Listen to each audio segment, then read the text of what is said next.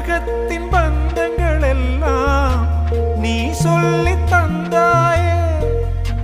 பிறப்புக்கும் இறப்புக்கும் இடையில் வழி நடத்தி சென்றாயே. உனக்கே ஓர் தொட்டில் கட்டி நானே தாயாய் மாறிட வேண்டும். ஆராரிராரோ நான் இங்கே பாட, தாயே நீ கண்ணுறங்கு, என்னோட மடி சாய்ந்து